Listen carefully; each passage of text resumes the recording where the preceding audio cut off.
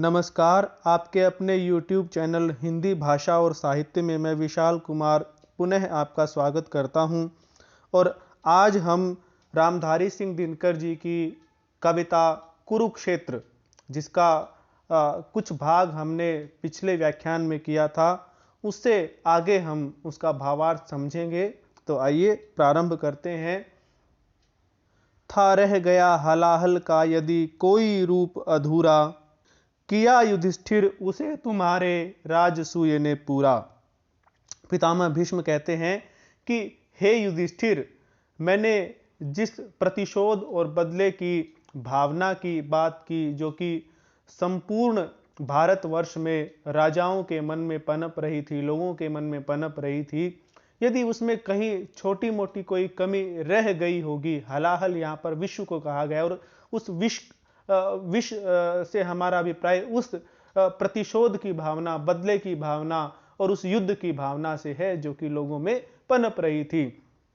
तो उस हलाहल को यदि उसमें कुछ कमी रह गई थी तो उसे पूरा करने का काम तुम्हारे राजसूय यज्ञ ने किया था। अब जानते हैं कि इंद्रप्रस्थ की जब स्थापना हुई थी तो उसमें सभी राजाओं को इकट्ठा करने के लिए, एकता स्थापित करने के लिए ही युधिष्ठिर ने राजसूय यज्ञ किया था। और उसी राजसूय यज्ञ की बात पितामह भीष्म कह रहे हैं कि उस राजसूय यज्ञ ने राजाओं के मन में जो विष पहले ही फल फूल रहा था, जो विष पहले ही उनके हृदय में स्थित था, उस विष को और अधिक बढ़ाने में उस राजसूय यज्ञ ने महत्वपूर्ण भूमिका निभाई थी।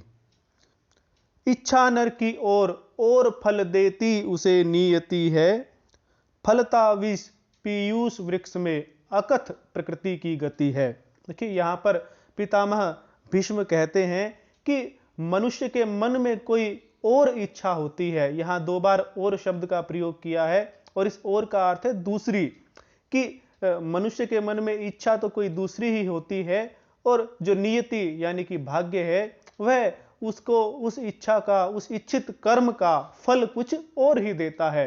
कहने का भाव यह है कि मनुष्य अपने मन में सोचता कुछ और है और यह चाहता है कि इस कार्य के करने से मुझे ऐसे परिणाम की प्राप्ति होगी, ऐसे फल की प्राप्ति होगी, लेकिन जो भाग्य है उसने कुछ और ही निश्चित किया हुआ होता है और उस कार्य का फल कुछ और ही होता है।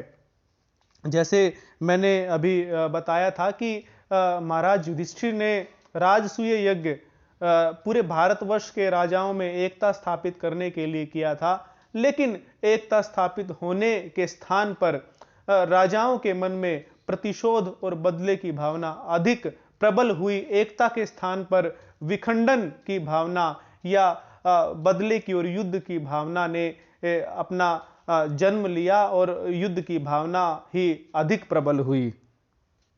फलता विष पीयूष वृक्ष में, पीयूष अमृत, और अमृत का जो वृक्ष है उसमें भी विष उत्पन्न हो जाता है। यह तो प्रकृति की बहुत ही अकथनीय, जिसके बारे में कुछ कहा नहीं जा सकता। इस प्रकार की रीति पता नहीं प्रकृति की क्यों है कि कई बार अमृत के वृक्ष में भी विष उत्पन्न हो जाता है। और ये बड़े जीवन के ही सामान्य अनुभव हैं कि कई बार हम सोचते कुछ और हैं, हम मानते हैं कि जो हम कार्य कर रहे हैं उसका परिणाम अच्छा होगा, लेकिन कई बार उसी कार्य का परिणाम विष के समान ही भयानक हो जाता है। तुम्हें बना सम्राट देश का राजसूय के द्वारा, केशव ने था एक सृजन का उचित उपाय विचारा। अब पितामह भीष्म कहते हैं कि कृष्ण ने यही सोचा था कि किस प्रकार से एकता स्थापित की जाए, और उसी एकता को निर्मित करने का, सृजित करने का उपाय केशव ने विचार करके यह कार्य तुमसे करवाया था कि तुम्हें पूरे देश का सम्राट बना दिया गया था। और उस राजसूय का उद्देश्य यही था कि जो भी व्यक्ति राजसूय करता है वह उस समस्त भूखंड का सम्राट कहलाता है, और बाकी जो राजा होते हैं वे अपना अपना राज्य चलाते रहते हैं, लेकिन यह एक एकता स्थापित हो जाती है कि इस पूरे भूखंड का एक ही सम्राट होगा। और केशव ने तो यह इसलिए किया था क्योंकि एक सम्राट के छत्र के नीचे यदि सभी राजा रहेंगे तो देश में एकता रहेगी। सभी जो छोटे छोटे राज्य हैं उन छोटे छोटे राज्यों के राजा आपस में युद्ध नहीं करेंगे, और आपस में युद्ध नहीं करेंगे तो इतना विखंडन नहीं होगा। जैसे आप मुगल काल में देखते हैं, अकबर, जहांगीर, शाहजहां, औरंगजेब इत्यादि जो ये लोग थे, इनके शासन काल में जब हम देखते हैं तो पूरे भारत में एक शहंशाह होता था और उसी के छत्र तले समस्त राजा लोग रहते थे, तो इतने युद्ध नहीं होते थे। तो इसी बात को सोचकर केशव ने भी उस समय में यही काम किया था कि राजसूय यज्ञ के द्वारा युधिष्ठिर को सम्राट पद दे दिया जाए और जो अन्य राजा हैं वे राजा उनके छत्र के नीचे अपना अपना राज्य करते रहें। लेकिन केशव का जो यह कार्य था यह सफल न हो सका और उसके दुष्परिणाम ही हुए। सो परिणाम और कुछ निकला, भड़की आग भुवन में, भुवन संसार, लेकिन उसका परिणाम कुछ और ही निकला। संसार में युद्ध, प्रतिशोध और बदले की आग भड़क उठी। द्वेष अंकुरित हुआ पराजित राजाओं के मन में। और जो कुछ राजा जो वहां पर राजसूय यज्ञ में आए थे तो उनको ये लगा कि हम तो युधिष्ठिर के सामने तुच्छ सिद्ध हो गए हैं क्योंकि युधिष्ठिर सम्राट बन गए हैं। तो उन्होंने अपने आप को पराजित सा महसूस किया, पराजित सा अनुभव किया और इसीलिए उनके मन में भी द्वेष उत्पन्न हो गया। द्वेष यानी कि हम ये कहें कि ईर्ष्या उत्पन्न हो गई कि हम अब तो इसके छत्र के नीचे ही हमें रहना पड़ेगा और इसकी छत्र छाया के नीचे रहने के कारण ही उनमें ये प्रतिशोध की भावनाएं जन्म लेने लगी। समझ न पाए वे केशव के सदुद्देश्य निश्चल को। सदुद्देश्य अच्छे के लिए किया गया उद्देश्य, निश्चल छल रहित। तो केशव ने तो जो राजसूय यज्ञ करवाया था युधिष्ठिर से उसमें उनका कोई छल नहीं था कि उनका ये छल हो कि भाई वे युधिष्ठिर को ही राजा बना दें, सम्राट बना दें और किसी और राजा का कोई महत्व ही ना हो। इस प्रकार का उद्देश्य केशव का नहीं था। छल रहित उन्होंने यह काम किया था। किसी से धोखे के लिए उन्होंने यह काम नहीं किया था, किसी को दास बनाने के लिए उन्होंने इस प्रकार का काम नहीं किया था, बल्कि एकता स्थापित करने के लिए किया था। लेकिन यह बात अलग है कि जो अन्य राजा लोग थे वे इस अच्छे उद्देश्य को, वे इस अच्छी नियति से, अच्छी नीति से किए गए इस कार्य को समझ नहीं पाए और उन्हें लगा कि हमारे साथ तो केशव ने और पांडवों ने छल किया है, हमें अपना दास बनाने के लिए ये सब किया गया है। देखा मात्र उन्होंने बढ़ते इंद्रप्रस्थ के बल को। उन्होंने तो केवल यही अनुमान लगाया कि ये जो राजसूय यज्ञ किया जा रहा है इसका केवल और केवल एक ही उद्देश्य है, अपने बल को बढ़ाना, अपने राज्य की सीमाओं को बढ़ाना और हमें दास बनाना, हमें अपने अधीन करना।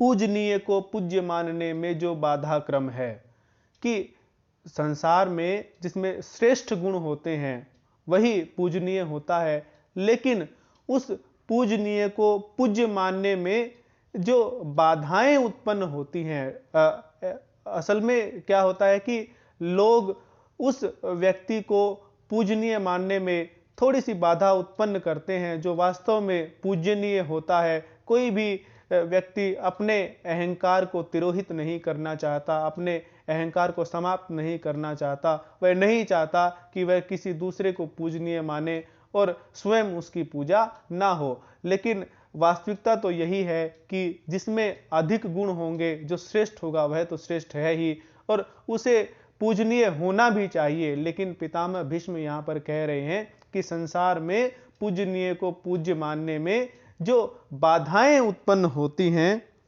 वही मनुज का अहंकार है, वही मनुज का भ्रम है। मनुष्य तो जो कोई भी व्यक्ति, कोई यदि श्रेष्ठ गुणों वाला व्यक्ति है और उस श्रेष्ठ गुणों वाले व्यक्ति को पूज्य मानने में, उसको श्रेष्ठ मानने में जो आनाकानी करता है वही क्या है, उसी को अहंकार कहा जाता है और वही भ्रम की बात होती है, वही भ्रम पैदा करती है, वही भ्रम उत्पन्न करती है। इंद्रप्रस्थ का मुकुट छत्र भारत भर का भूषण था। कि जो इंद्रप्रस्थ राज्य, क्योंकि युधिष्ठिर इंद्रप्रस्थ के राजा थे, तो युधिष्ठिर के सिर का मुकुट अर्थात स्वयं राजा युधिष्ठिर ही पूरे भारत के आभूषण के समान थे, क्योंकि उस समय पूरे भारतवर्ष में युधिष्ठिर जैसा न्यायप्रिय, जनता से सरोकार रखने वाला और अच्छी तरह से एक आदर्श राज्य चलाने वाला ऐसा कोई भी राजा नहीं था। और यही सोचकर कृष्ण ने राजसूय यज्ञ उनसे करवाया था, ताकि एक प्रजा पालक राजा को ही पूरे देश का सम्राट बनाया जा सके। उसे नमन करने में लगता किसे कौन दूषण था। दूषण कहते हैं पाप को।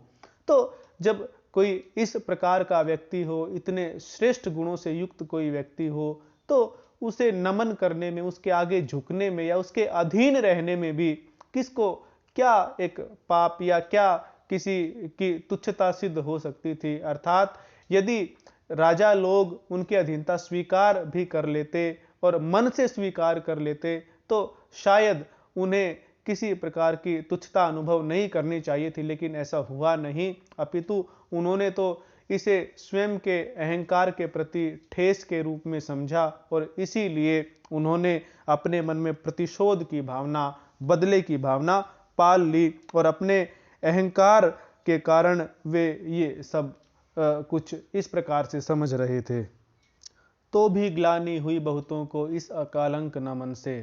तो उनको मजबूरी में युधिष्ठिर के सामने, क्योंकि वो राजसूय यज्ञ कर रहे थे तो सम्राट भी थे, तो राजाओं को जो झूठ में ही या बिना मन के ही जो उनको नमन करना पड़ा, युधिष्ठिर के सामने नमस्कार करना पड़ा, तो इससे उनके अहंकार को चोट पहुंची और उन्हें स्वयं पर ग्लानि महसूस होने लगे कि हम स्वयं भी राजा हैं, लेकिन हम एक दूसरे राजा को नमस्कार कर रहे हैं, दूसरे राजा को झुक रहे हैं। लेकिन ये अकलंक नमन, क्योंकि कोई जो गुणों से युक्त व्यक्ति हो, उसके सामने झुकने में कोई भी ग्लानि महसूस नहीं होनी चाहिए, क्योंकि गुणों का सम्मान तो होना ही चाहिए, श्रेष्ठता का सम्मान तो होना ही चाहिए। भले ही ऐसी बात है कि युधिष्ठिर गुणों से युक्त थे और उस समय पांडव बलशाली भी थे, तो उनके सामने झुकने में किसी को कोई ग्लानि महसूस नहीं होनी चाहिए थी,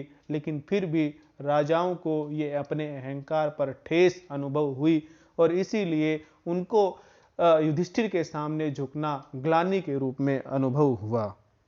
भ्रमित बुद्धि ने की इसकी समता अभिमान दलन से। और क्योंकि उनकी बुद्धि में भ्रम उत्पन्न हो गया था, तो उनकी भ्रमित बुद्धि ने युधिष्ठिर के सामने नमस्कार की समानता किससे की कि इन्होंने हमारे स्वाभिमान को रौंद डाला है। उनको जब युधिष्ठिर के सामने नमस्कार करना पड़ा, तो उन्हें यह लगा कि यह तो हमारे स्वाभिमान को रौंदने के समान है कि युधिष्ठिर ने और पांडवों ने हमारे स्वाभिमान को चोट पहुंचाई है।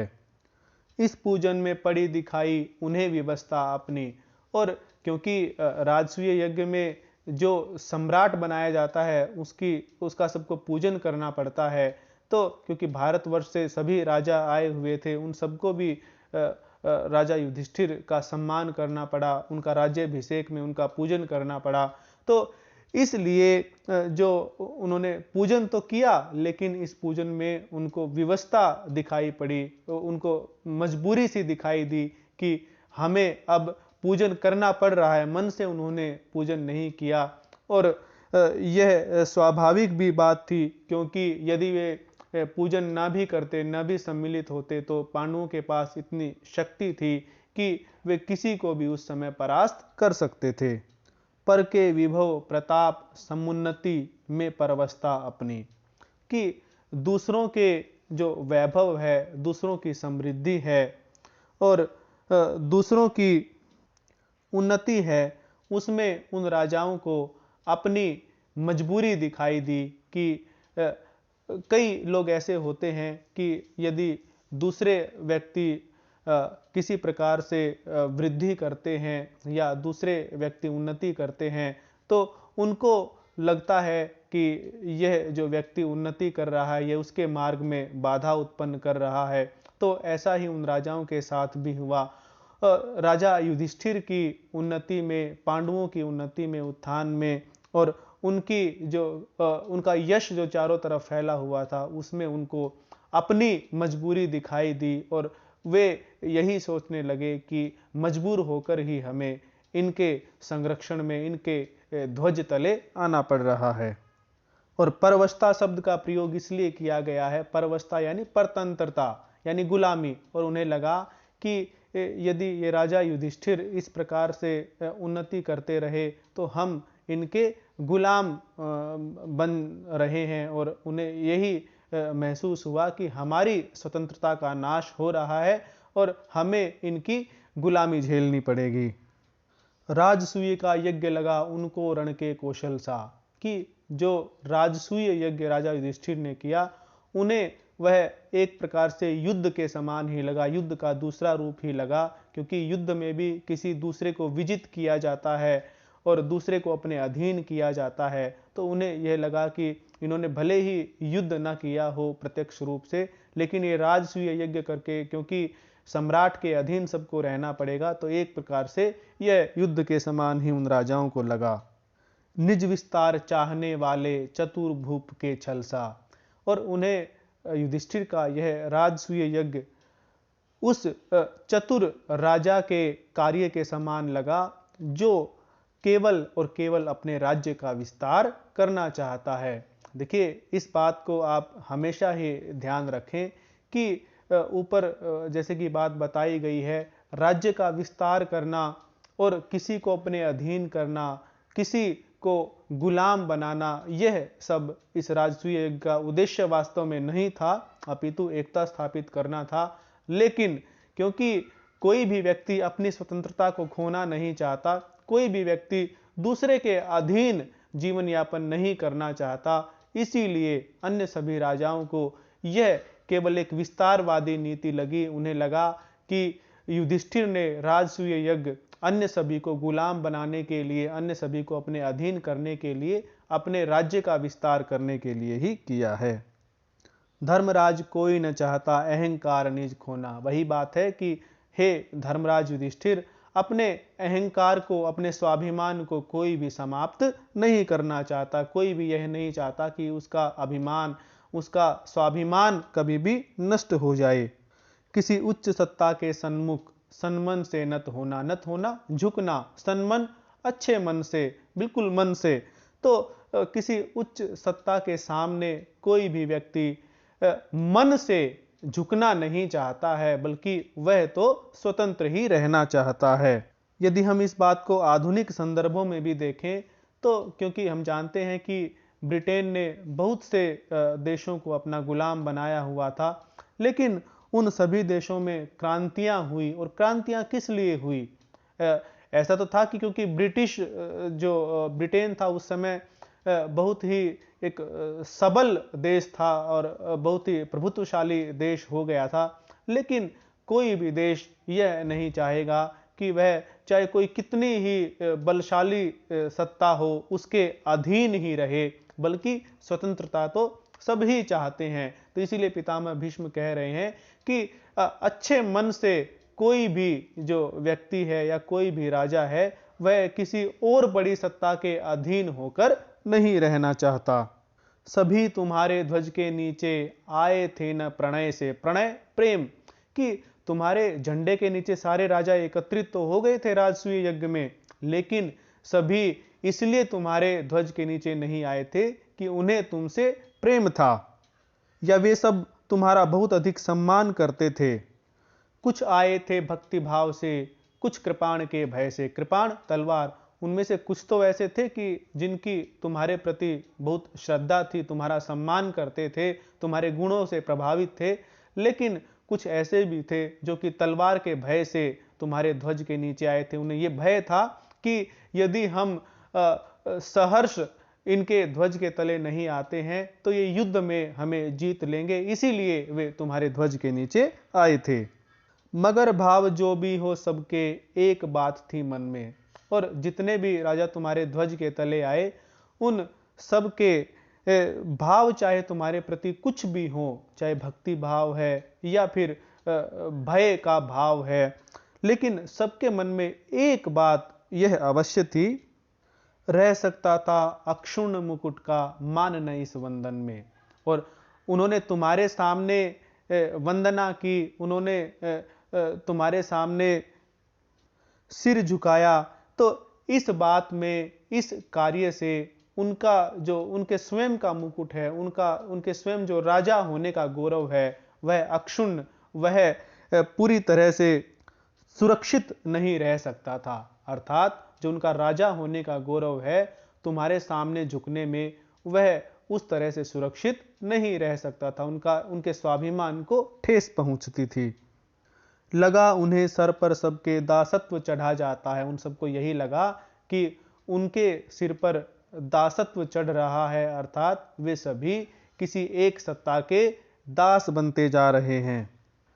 राजसूय में से कोई साम्राज्य बढ़ा आता है, और उन्हें यही लगा कि कोई एक साम्राज्य अपने विस्तारवादी नीति के द्वारा उनके राज्य को हड़पने की ओर अग्रसर होता जा रहा है। किया यज्ञ ने मान विमर्दित अगणित भूपालों का। और जो तुम्हारा राजसूय यज्ञ था, उसने अनगिनत राजाओं के आत्मसम्मान को रोंद डाला, अमित दिग्गजों का, शूरों का, बल वैभव वालों का। और किस प्रकार के राजाओं के आत्मसम्मान को तुम्हारे यज्ञ ने रोंद डाला? जो अत्यंत समृद्ध थे, बलशाली थे, और जो अपने अपने क्षेत्र में, चाहे वह युद्ध हो, चाहे और कुछ हो, उस सब में दिग्गज थे। सच है सत्कृत किया अतिथि भूपों को तुमने मन से। अब यह बात भी भीष्म पितामह मानते हैं कि हालांकि तुम्हारा ऐसा कोई उद्देश्य नहीं था किसी को दास बनाना, और तुमने बड़े मन से जितने भी अतिथि राजा तुम्हारे राजसूय यज्ञ में आए थे, सभी का तुमने सत्कार किया था, सत्कृत किया, तुमने उनका बड़े मन से सम्मान किया था, हार्दिक सम्मान तुमने उनका किया था। अनुनय विनय शील समता से, मंजुल मिष्ट वचन से। और तुमने उनका सत्कार भी बड़ी ही विनम्रता से किया था। कोई इस प्रकार से भय दिखाकर या इस प्रकार कोई रोब दिखाकर उनका सम्मान नहीं किया, अपितु बड़ी ही विनम्रता से उनका सम्मान किया था, मिष्ट वचन। और तुमने बड़े ही सुंदर, मंजुल, सुंदर और मीठे वचनों से उन सभी का सम्मान किया था। साथ ही तुमने जब उनका सम्मान किया था, उनका आतिथ्य सत्कार किया था, तो बड़ी ही समानता का व्यवहार करते हुए उनका तुमने आदर सत्कार किया था। हाँ, ये सभी बातें सच हैं, लेकिन यह बात अलग है कि उन राजाओं ने इसे कुछ और ही समझा। पर स्वतंत्रता मणि का इनसे मोल न चूक सकता है। अब पितामह भीष्म कहते हैं कि जो स्वतंत्रता रूपी मणि है, जो स्वतंत्रता रूपी धन है, वह इन आदर सत्कार, मीठे वचन, इन सब से खरीदा नहीं जा सकता है। अर्थात कहने का भाव यह है कि स्वतंत्रता सबसे अमूल्य वस्तु है। यदि हमसे कोई मीठे वचन बोले और केवल सुंदर वचन ही बोलता रहे और हमारी स्वतंत्रता को छीन ले, तो कोई भी व्यक्ति उस बात से संतुष्ट नहीं हो सकता। और यही बात पितामह भीष्म कह रहे हैं कि उन राजाओं को मीठे वचन भले ही और आदर सत्कार भी मन से युधिष्ठिर ने किया, लेकिन फिर भी उन्हें लगा कि यह तो हमारी स्वतंत्रता को छीना जा रहा है, और अपनी स्वतंत्रता को छीनते हुए कोई भी नहीं देख सकता। वह इन मीठे वचनों के बदले अपनी स्वतंत्रता को बलिदान नहीं कर सकता, अपनी स्वतंत्रता को नष्ट नहीं करवा सकता।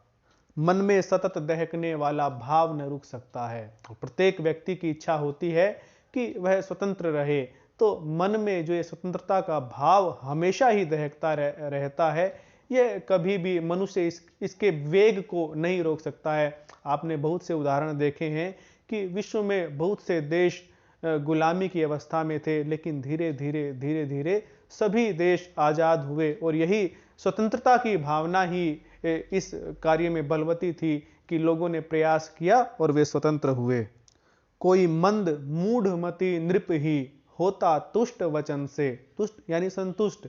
कोई ऐसा मूढ़मति यानी जिसकी बुद्धि कमजोर हो और जिसका मस्तिष्क विक्षिप्त हो, या हम ये कहें कि कोई जो मूर्ख बुद्धि वाला राजा ही ऐसा होगा जो कि मीठे वचनों से संतुष्ट हो जाएगा। क्योंकि जो वास्तव में बिना बुद्धि वाला राजा होगा वही केवल मीठे वचनों से संतुष्ट होता है, और जो राजा सही बुद्धि का होगा वह तो केवल स्वतंत्रता को ही पसंद करता है। वह मीठे वचनों से स्वतंत्रता को अधिक मूल्यवान मानता है। विजयी की शिष्टता विनय से, अरि के आलिंगन से। और कोई ऐसा मूर्ख ही राजा होगा कि जो विजेता की शिष्टता से, विजेता की विनम्रता से और अरि शत्रु को गले लगाकर संतुष्ट हो जाता होगा।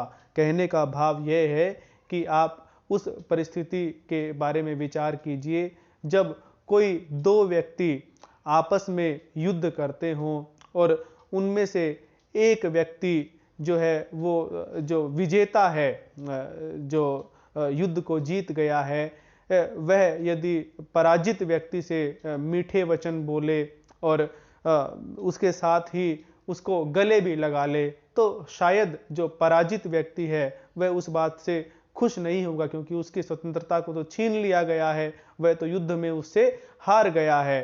तो कोई मूर्ख ही ऐसा होगा कि यदि शत्रु उसको गले से लगा ले, यानी जो विजेता जिसने उसको जीत लिया है, जिसने उसको विजित कर लिया है, यदि वह विजेता उसे गले से लगाए या फिर उससे केवल मीठे वचन बोले, तो वह उससे संतुष्ट नहीं होता। कोई भी व्यक्ति केवल और केवल जो राजा होता है वह अपने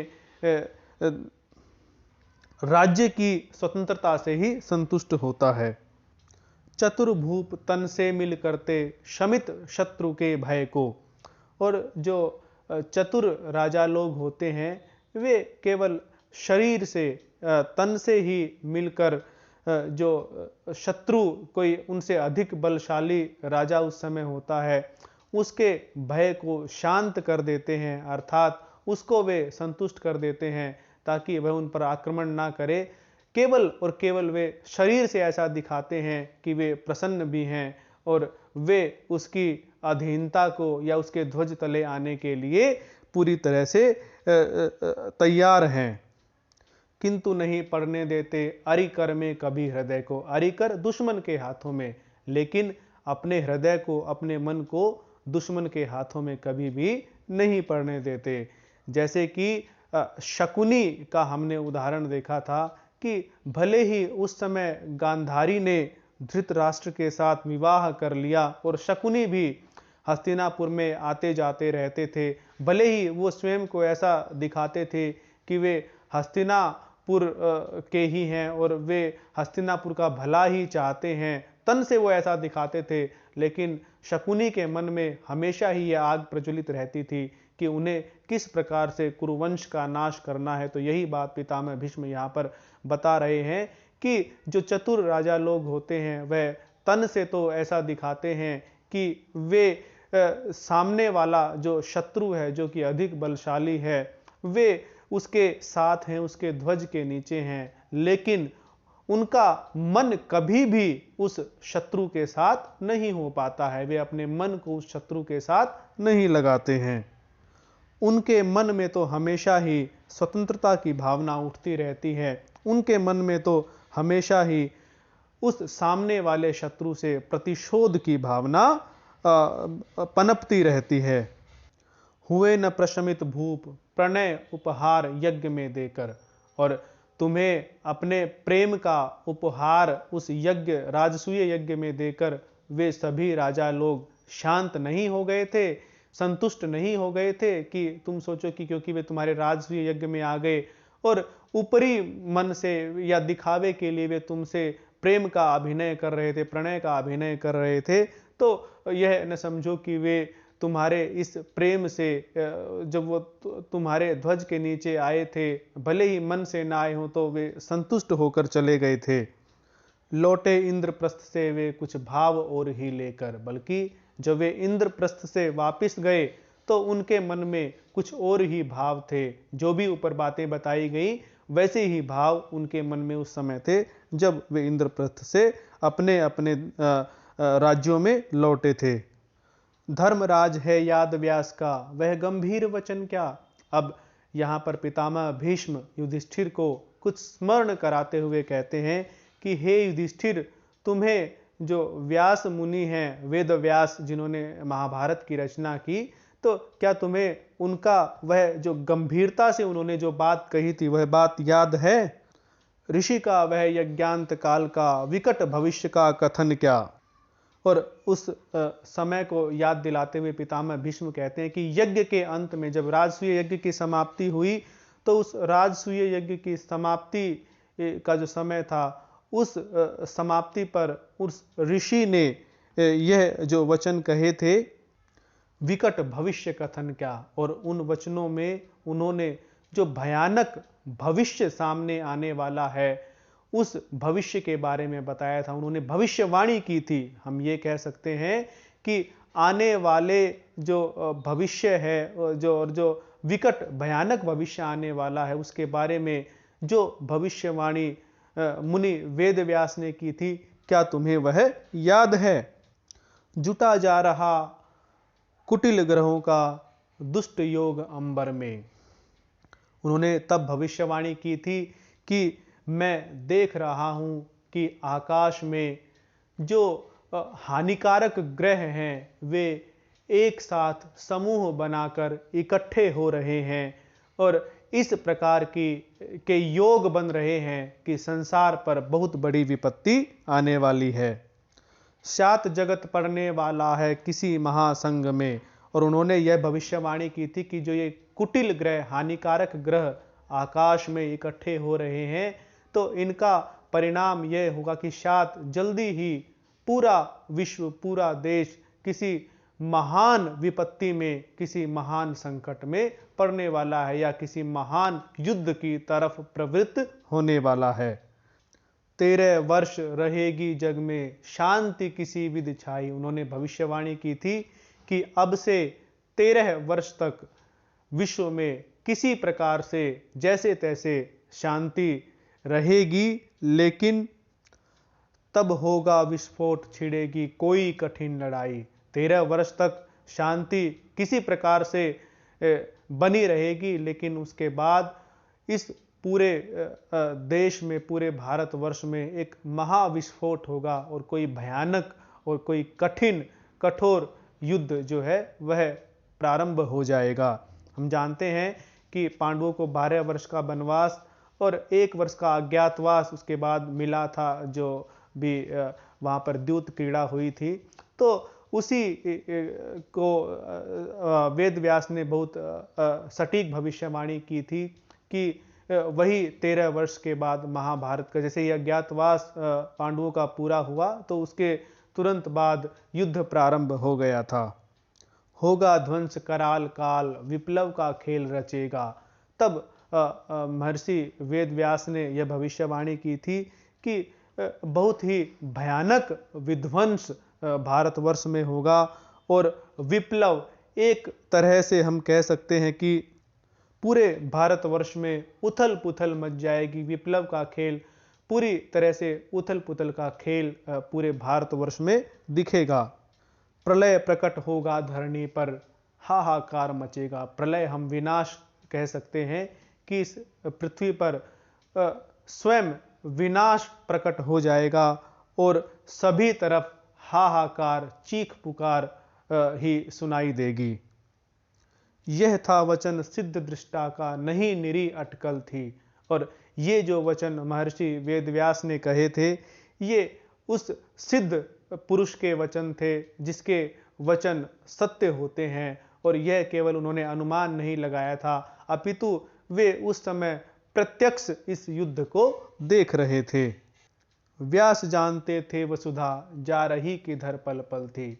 और महर्षि वेदव्यास जानते थे कि ये पृथ्वी जो है वह किस दिशा में जा रही है, यह संसार जो है किस दिशा में जा रहा है। उनको पता था कि संसार विनाश की तरफ अग्रसर हो रहा है। सब ते सुखी यज्ञ से केवल, मुनि का हृदय विकल था।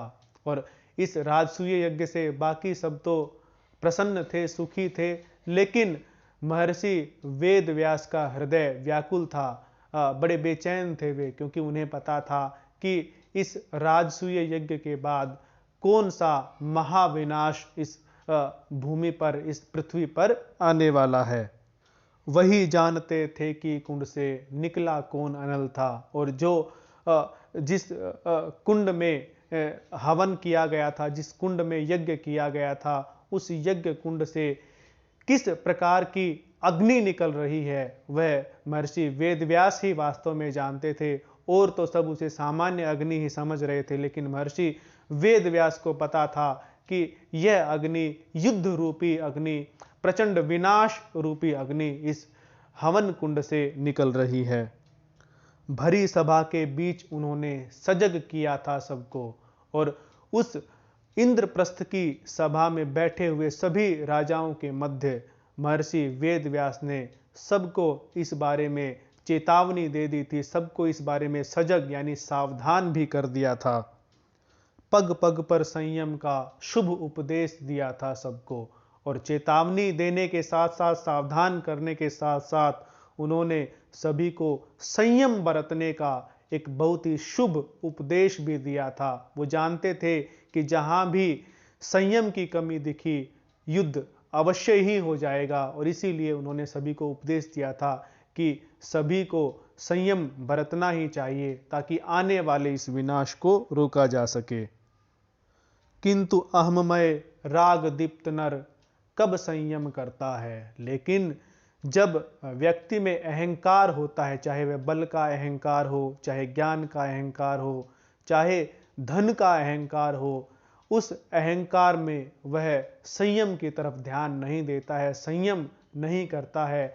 हालांकि पांडवों ने संयम दिखाया, कृष्ण को शांति दूत के रूप में भेजा भी, लेकिन उस समय क्योंकि दुर्योधन को पितामह भीष्म के बल पर, गुरु द्रोणाचार्य के बल पर, कर्ण के बल पर और स्वयं के बल पर बहुत अभिमान था, तो वह उस अभिमान के कारण संयम न रख सका। और यही बात पितामह भीष्म कहते हैं कि जब व्यक्ति अपने अहंकार से चलायमान होता है, अपने अहंकार से दीप्त होता है, तो वह संयम नहीं करता है।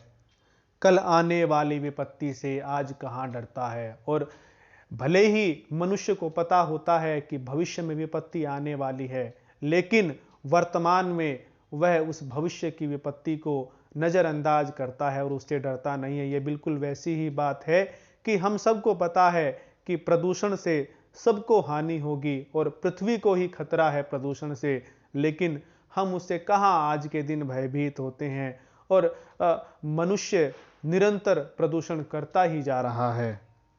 बीत न पाया वर्ष काल का गर्जन पड़ा सुनाई। और जब महर्षि वेदव्यास ने यह भविष्यवाणी की थी, तो उसको एक वर्ष भी नहीं बीत पाया था, तभी इस आने वाली विपत्ति का शोर सुनाई दिया, इस आने वाली विपत्ति की ध्वनि, इस आने वाली विपत्ति का गर्जन सुनाई दिया। वह कैसे सुनाई दिया? क्योंकि उसके एक वर्ष के भीतर ही वह द्यूत क्रीड़ा हुई, और उस द्यूत क्रीड़ा में जो भी हुआ वह तो अपने आप में एक इतिहास है, और वह तो वही इस युद्ध का एक तात्कालिक और प्रमुख कारण के रूप में हमारे सामने आता है।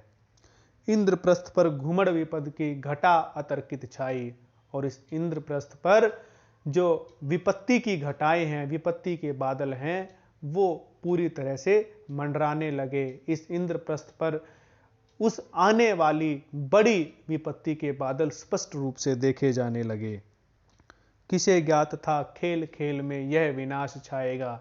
यह बात किसी को भी नहीं पता थी कि खेल खेल में यानी द्यूत क्रीड़ा के खेल में यह इस प्रकार से विनाश हो जाएगा, पूरे भारतवर्ष का विनाश हो जाएगा। उस द्यूत क्रीड़ा में किस प्रकार से द्रौपदी का चीरहरण हुआ, और फिर शकुनी के द्वारा किस प्रकार से धोखा करके इंद्रप्रस्थ राज्य को भी ले लिया गया, और पांडवों का कितना अपमान किया गया, ये सब उस युद्ध के कारण बने। और तभी से यह लगने लगा था कि एक दिन यह युद्ध तो होकर ही रहेगा। भारत का दुर्भाग्य द्यूत पर चढ़ा हुआ आएगा। यह तब कोई नहीं जानता था कि जो यह द्यूत क्रीड़ा खेली जा रही है, इस पर भारत का दुर्भाग्य सवार होकर आ रहा है। इस द्यूत क्रीड़ा के माध्यम से भारत का दुर्भाग्य आने वाला है। कौन जानता था कि सुयोधन की धृति यूं छूटेगी। धृति, धैर्य, इस बात को कौन जानता था कि दुर्योधन इस प्रकार से असंतोषी हो जाएगा, उसका धैर्य यूं समाप्त हो जाएगा, क्योंकि हस्तिनापुर उसके पास पहले से ही था और वह किस प्रकार से अधीर होकर, धैर्यहीन होकर, किस प्रकार से ईर्ष्या करके इंद्रप्रस्थ को भी अपने अधीन करना चाहता था। किसे पता था कि यह सब होगा, जबकि इंद्रप्रस्थ तो पांडवों ने अपनी मेहनत से बसाया था। किसी भी को भी यह नहीं लगता था कि अब दुर्योधन बीच में किसी प्रकार की बाधा उत्पन्न करेगा, क्योंकि हस्तिनापुर का राजा तो वह स्वयं बन ही गया था। तो किसी को यह नहीं पता था कि दुर्योधन इस प्रकार का व्यवहार करेगा, इस प्रकार से असंतुष्ट व्यक्ति वो हो जाएगा। राजसूय के हवन कुंड से विकट वहनी फूटेगी। वहनी, अग्नि। तो किसी को भी यह नहीं पता था कि इस राजसूय से यह भयानक अग्नि प्रस्फुटित होगी। राजसूय के यज्ञ से यह युद्ध रूपी बड़ी ही विकराल भयानक अग्नि निकलेगी, युद्ध रूपी अग्नि निकलेगी। तो भी है सच धर्मराज, यह ज्वाला नई नहीं थी। तो फिर भी हे धर्मराज, हालांकि मैं यह कह रहा हूं कि राजसूय यज्ञ से यह जो इतनी भयानक आग है यह प्रस्फुटित हुई है, लेकिन फिर भी यह आग जो है, यह युद्ध की आग जो है नई नहीं थी, क्योंकि पहले ही वे कह चुके हैं कि यह तो बहुत समय से धरित्री में आग जो है वो इकट्ठी होती आ रही थी। तो उसको अब आगे उदाहरणों के द्वारा भी वे बताएंगे। दुर्योधन के मन में वह वर्षों से खेल रही थी, और दुर्योधन के मन में तो यह जो ईर्ष्या की भावना है, यह जो युद्ध की भावना है, यह जो द्वेष की भावना है, यह बहुत वर्षों से उसके मन में थी ही। किस प्रकार से उसने भीम को विष दिया था, किस प्रकार से लाक्षागृह का निर्माण किया गया था और उसमें सभी पांडवों को जलाकर हत्या कर देने की योजना बनाई गई थी। तो इन सब की तरफ पितामह भीष्म संकेत कर रहे हैं कि दुर्योधन की मंशा कभी से ऐसी थी। ऐसा नहीं है कि केवल और केवल राजसूय यज्ञ को इस बात के लिए उत्तरदायी ठहरा दिया जाए। तो इस प्रकार से हमने इस कुरुक्षेत्र जो कविता है इसके दूसरे भाग को भी किया।